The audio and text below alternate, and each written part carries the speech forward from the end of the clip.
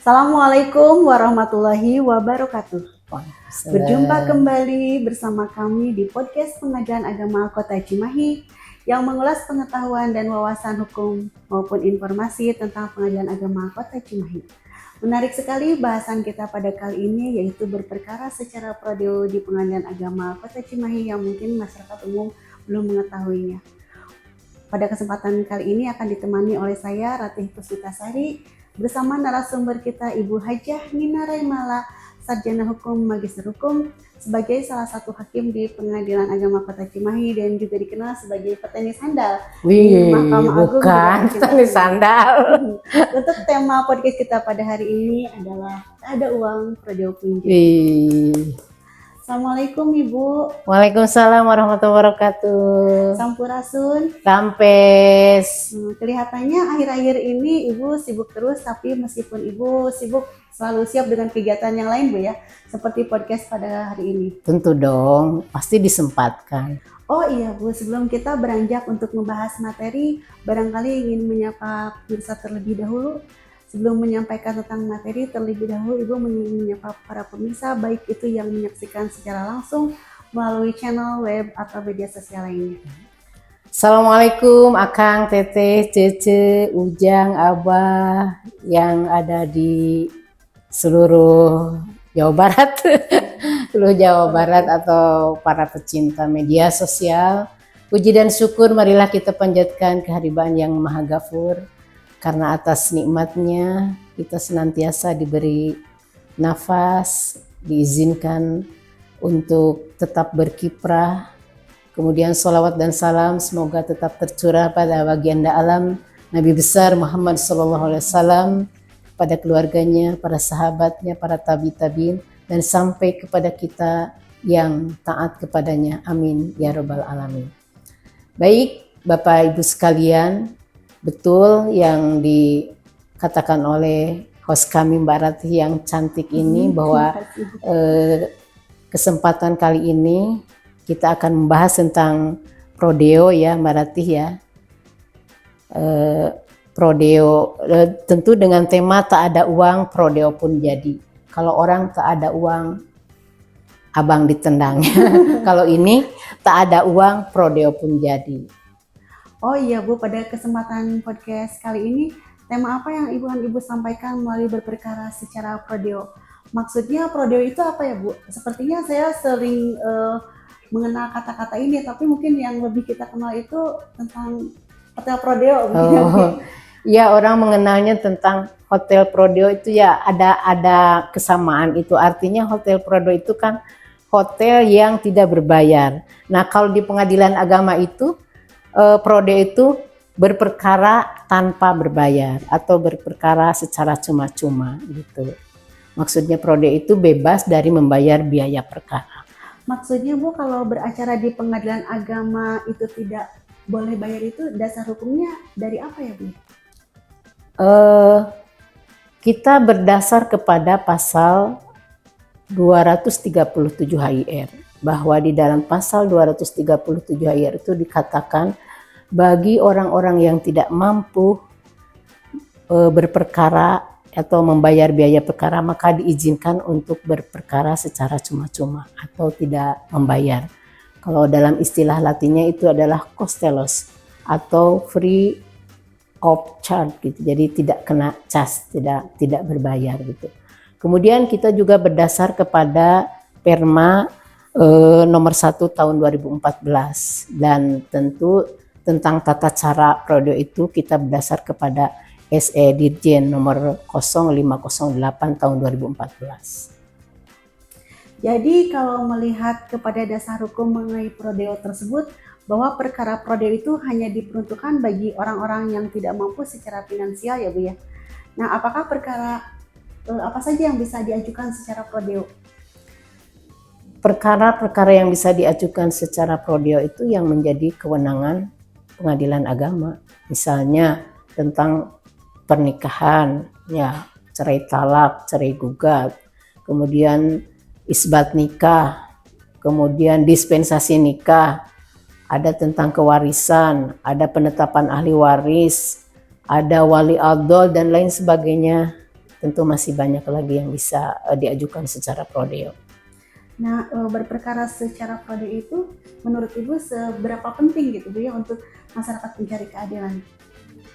Kalau menurut Ibu ya betapa pentingnya gitu ya, kita bayangin aja sih orang ingin menemukan sebuah keadilannya, sementara mereka itu tidak mampu untuk membayar. Taruhlah misalnya mereka punya hak untuk memelihara anaknya, misalnya ya hadona, kemudian seorang istri dia mempunyai hak atas nafkah idah mut'ah misalnya, kemudian seorang istri punya hak untuk hidup bahagia, tetapi dalam keluarganya misalnya ada KDRT atau dan lain sebagainya, tapi mereka itu tidak sanggup ya, tidak mampu untuk membayar gitu. Jadi betapa pentingnya prodeo ini di Pengadilan Agama Kota Cimahi untuk orang-orang yang memang tidak mampu secara finansial, sehingga mereka menemukan keadilan di situ gitu. Jadi ada kaitannya dengan keadilan. Tapi Bu sebentar, berapa macam sih biaya prodeo itu dan apa saja perbedaannya? Sebenarnya hanya satu ya, hanya mungkin dari mana sih dananya sumber dananya itu diambil gitu ya. Yang pertama adalah dari DIPA ya, dari DIPA. Kebetulan untuk PA Kota Cimahi ini untuk tahun 2026 kita punya anggaran untuk 60 perkara, sekitar 13.800.000 lah. Namun di dalam triwulan pertama ini kita sudah habis kuotanya. Nah, oleh karena sudah habis, maka para pihak itu bisa mengajukan prodeo murni ya. Diajukan bersamaan dengan surat gugatan ya. Nanti kemudian sidang juga oleh majelis apakah memang betul dia itu prodeo atau tidak, atau memenuhi persyaratan enggak sih. Sehingga nanti majelis membuat putusan sela.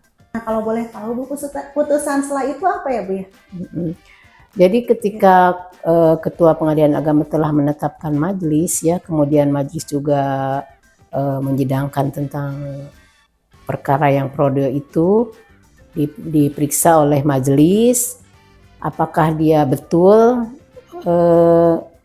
memang betul-betul tidak mampu. Nah, kalau ternyata terbukti dan memenuhi persyaratan mengajukan perkara secara prodeo, maka nanti ada putusan sela dikabulkan. Nah, adapun misalnya ternyata orang itu mampu untuk membayar, penghasilannya juga misalnya di atas UMR misalnya, kan bisa membayar biaya perkara, atau mungkin persyaratan lainnya tidak terpenuhi, misalnya SKTM-nya tidak ada, kemudian dia juga bukan penerima kartu-kartu sosial lainnya gitu, maka bisa saja bahwa pengajuan beracara secara prodeo itu tidak dapat dikabulkan oleh hakim gitu, sehingga dia diperintahkan untuk membayar perkara itu dan diberi tenggang waktu selama 14 hari dari putusan sela itu. Oh, begitu ya penjelasannya. Ya. Terima kasih Bu. Nah, apakah persyaratannya sama Bu antara prodeo murni dengan prodeo DIPA? Jadi kalau prodeo DIPA itu kita berpedoman kepada Perma nomor 1 tahun 2014 dan SE Dirjen Badilag nomor 0508 tahun 2014. Jadi tentang petunjuk teknis pedoman pelaksanaan pemberian layanan hukum bagi masyarakat miskin di pengadilan. Oh, jadi tidak bisa sembarang orang berperkara secara prodeo ya Bu? Iya, tidak sembarang orang, jadi harus memenuhi persyaratan. Apakah itu surat keterangan tidak mampu disertai itu dari desa atau kelurahan, kemudian dia juga penerima kartu-kartu sosial lainnya gitu. Nah, kan yang masyarakat umum tahu nih Bu, pengadilan itu kan ada pengadilan tingkat pertama, pengadilan tingkat banding, pengadilan tingkat kasasi, Iya, dan betul. peninjauan kembali ya Bu Iya. ya. Nah, apakah berperkara secara prodeo ini, misalkan dia mengajukan di tingkat pertama, apakah otomatis di tingkat banding, kasasi, dan di PK itu si syarat itu apakah berlaku gitu? Jadi pengajuan prodeo itu hanya berlaku untuk satu kali saja. Ketika seseorang itu mengajukan prodeo di tingkat pertama di pengadilan agama gitu ya, maka dia selesai. Nah, misalnya dia banding itu dengan prodeo lagi, mengajukan lagi gitu. Mengajukan tapi tetap melalui tingkat pertama gitu untuk banding. Demikian juga untuk kasasi gitu. Misalnya dia mengajukan kasasi, dia mengajukan lagi prodeo untuk kasasi gitu, tapi tetap diajukan melalui PA tingkat pertama. Baik. Nah, ini menarik sekali Bu ya, tentang pengadilan gitu Bu ya. Bagi masyarakat pada umumnya melihat kantor pengadilan itu seperti mohon maaf, ada hantu, stigma menakutkan ya Bu ya. Nah, ini bisa diberikan penjelasan seperti Ibu, maksudnya supaya masyarakat para pencari keadilan itu tidak sungkan untuk datang ke pengadilan jika memang mereka ada hal-hal yang diperlukan yang memang perkara itu harus diselesaikan di pengadilan agama gitu. Baiklah, wajar saja sih kalau orang punya stigma bahwa berhadapan dengan pengadilan itu sebuah yang menakutkan gitu ya. Itu wajar karena mereka juga kan lagi berusaha tentang mencari sebuah keadilan ya. Dan kepada seluruh masyarakat nggak usah takut gitu, nggak usah takut dengan pengadilan gitu. Justru dengan datangnya ke pengadilan, para masyarakat itu, para pencari keadilan itu dapat mendapatkan kepastian hukum gitu. Dan stigma masyarakat yang menyatakan bahwa pengadilan itu sebuah yang menakutkan, nah itu harus dihilangkan, apalagi di zaman digital sekarang ini. Jadi enjoy saja masuk ke pengadilan itu. Nah, ini kan banyak Bu ya masyarakat itu yang mau ke pengadilan itu kadang diantar sama orang yang mereka tuh merasa lebih paham gitu Bu ya. Nah, ini seperti apa Bu ya triknya supaya masyarakat itu mau datang ke pengadilan tanpa harus didampingi oleh, mohon maaf ya, mungkin dalam hal ini calo gitu ya. Iya, betul ya. Bahwa asas peradilan itu kan biaya murah, kemudian cepat dan ringan ya. Jadi kita bisa menyelesaikan perkara itu secara cepat gitu. Kemudian biayanya juga, apalagi dengan sekarang itu kan biayanya murah gitu. Jadi tidak usah takut, tidak usah lagi memakai calo atau orang yang berpura-pura untuk membantu akan tetapi dia tertipu gitu. Lebih baik datang sendiri aja, ke pengadilan langsung gitu. Nah, mengenai pengadilan agama Kota Cimahi ini lokasinya itu di mana ya Bu ya? Barangkali banyak masyarakat, terutama masyarakat Kota Cimahi belum yang tahu belum tahu gitu Bu ya. Baik ya, bahwa gedung pengadilan agama Kota Cimahi ini memang baru ya, sehingga orang lebih mudah juga kalau mencarinya itu. Jadi berada di samping apartemen The Edge. Bahkan dari tol itu sudah terlihat bangunan pengadilan agama Kota Cimahi yang cukup megah ini. Jadi berada di Jalan Baros ya, Jalan Baros. Masuk di pusat kota ya, kalau ya mudah transportasinya mudah. Nah, terkait berperkara secara pradeo tadi Bu ya, mungkin yang masyarakat tahu juga ada pelayanan yang dimulai pelayanan publik. Nah, itu seperti apa ya Bu ya? Apakah berperkara secara pradeo itu bisa diterima di sana atau seperti apa? Bisa juga, kita juga membuka pelayanan publik itu ya, bisa mencari informasi paling tidak ya, tapi di sana juga bisa daftar, nanti diarahkanlah oleh petugas itu ya. Baik Ibu, terima kasih atas ilmunya. Semoga masyarakat mencari keadilan tidak khawatir lagi, permasalahannya tidak akan selesai karena tidak ada uang. Dan tentu ini menambah wawasan bagi masyarakat gitu ya Bu ya. Sebelum podcast ini ditutup, barangkali ada yang ingin Ibu sampaikan kepada pemirsa sekalian. Baik, para pemirsa sekalian, dari awal telah menjelaskan tentang prodeo. Oleh karenanya bagi masyarakat yang tidak mampu untuk membayar biaya perkara, maka bisa mengajukan perkara secara prodeo, sehingga hak-hak tentang atau kepastian hukum atau sebuah keadilan dapat para pemirsa dapatkan dari Pengadilan Agama Kota Cimahi. Demikian Bapak Ibu sekalian, podcast pada kesempatan ini mudah-mudahan dapat memberikan pencerahan, ilmu pengetahuan maupun wawasan bagi siapapun yang membutuhkan tentang informasi berperkara prodeo di Pengadilan Agama Kota Cimahi. Ke pasar beli burung beo, sekian podcast kami tentang prodeo. Biji durian, biji selasih.